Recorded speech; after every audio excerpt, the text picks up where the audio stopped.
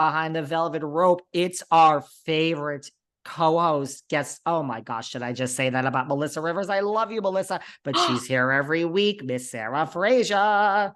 Melissa Rivers is my favorite co-host. You don't. I love Melissa. I will play second fiddle to Melissa Rivers any day of my life. I don't care. Melissa Rivers. Oh my God, legendary.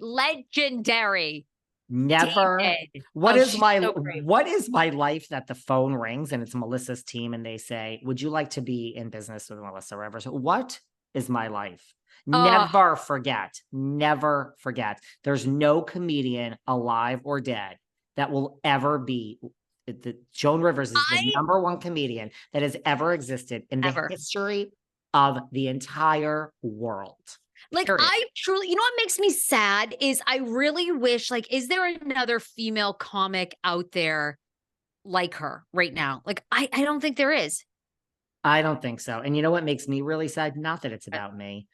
Yes. If Joan were alive, guess who would be a regular guest on the Behind the Velvet Rope podcast? I hate to make this about me. Joan would be on, man. Joan would be on. Joan would be so sensible. And Joan was so rich. You know, I'm sure she would have been canceled 18 Ways to Sunday, but Joan wouldn't have cared. And she would have gone and she still would have performed. I'm sure she would have been fired from E! I think she already had been like numerous times or whatever, but it wouldn't have mattered. And, you know, I actually have a good, did you ever meet Joan before she died? A million trillion times. You got a story? Well, yes, in the sense of I went to the Mark Twain Awards, which is a comedy award in DC, and they were actually honoring Carl. Oh my God, who is the famous Radke? Carl Radke? No. Okay. I thought maybe we're going to give Carl, you know, I just don't know that Carl just bothers me and the Sandoval doesn't. I don't know. I've really got issues. I get something stuck in my craw and I can't get it out. That Carl just bothers me. George Carlin. Oh, of course. Okay. They were honoring George Carlin and he had died like maybe a month before, you know, the award ceremony. Anyway, all I will say this very quick. Jimmy Kimmel hosted. I mean, Jerry Seinfeld came out. Everybody, Dave Chappelle. When I tell you Joan came out, because each comedian did like a 5-minute set, 6-minute set.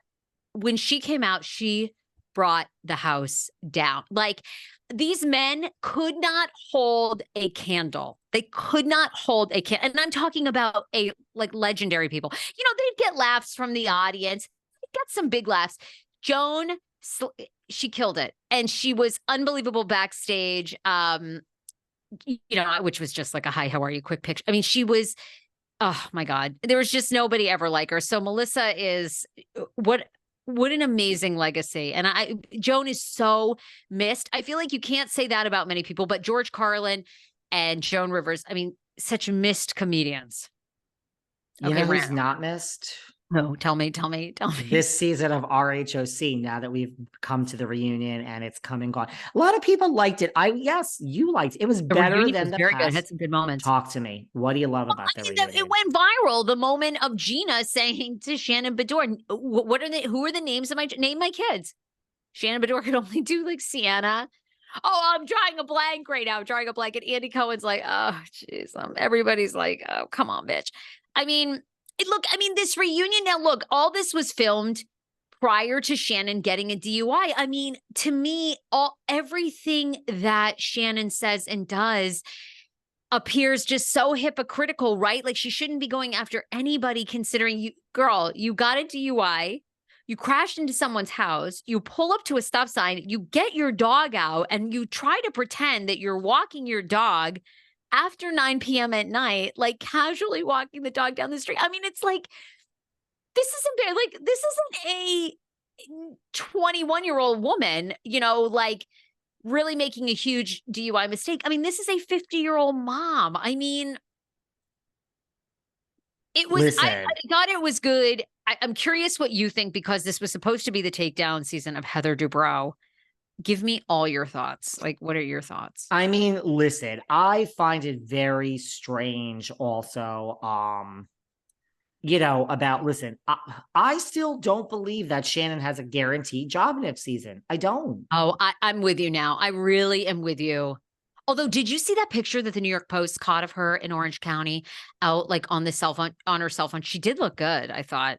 She looked good. And by the way, good. I'm not sure even if she didn't have the DUI, like if not, like it's I said this last season, like, where is her story to go? I mean, a lot of people say she gives so much. She does give so much, but I don't know. I feel to me, although now they're talking about bringing Vicky back full time. I don't know. I don't know. I think that don't rumor is know. true because you saw the story. You know, Vicky Gunvalson is under new management. I mean, she signed with Key Management, an entertainment group. I mean, why would you sign with an entertainment agent if you weren't getting offers? You know, agents, lots of times with agents, you know this is like inside baseball, I guess, but with agents, Okay. Talk to me. well, a lot of times you get yourself the job, you know, whatever, a director or a network calls you, they like you. But an agent's the one that always negotiates all the sweet stuff for you. They're the ones that they know the inside of the network. They know how much money they've got. They know where to push, where to not push. That's why you pay an agent 10 to 20%. They're worth it because they get you money. They get you money if you get fired. They get you money if you get fired for DUI, racism. Not everybody, because not everybody has a great agent. But if you have a good agent, they take a percentage, guys. So that's how it works. It's not a retainer. So that's where. Why would Vicky sign with new management if she wasn't getting job offers? You have a point. I really personally with the reckoning, I don't know if Shannon's coming back. I don't. Yes, I agree. It could be a great storyline. We could see her make amends and deal with this. So it would be great TV. So maybe she will. I'm not strong. I don't have a strong opinion on this one either way. Yeah, she didn't know the names. I thought the most interesting part of the reunion so far was pedantry. We had a great first season for Jen Pedantry, telling Shannon, telling Tamra, well, you're a cheater too, bitch. And she's like, well, you were with Simon when you met Eddie. And so that Tamra needs to be reminded sometimes. Tamra came back with a vengeance, didn't she? I mean, Tamra, there's another one that knows the game. And Tamra's a killer. You know, she's just she will destroy friendships. I mean, Jennifer, to me, it was interesting this season because according to Jennifer, in all the social media posts she's made, Jen and Tamra were originally friends. And Jen even says on her social media that Tamra kind of coached her as to how to get on the show. You know, say that Eddie and, her husband, Ryan, or her boyfriend, fiance, whatever it is, are friends. Right. And like are friendly and all this stuff. And then, Tamra like threw her right under the bus. So Jen still seems like she's a little in shock. Tamra knows the game. Like, don't you think like Tamra's so savage? She knows the game, and I'm not even,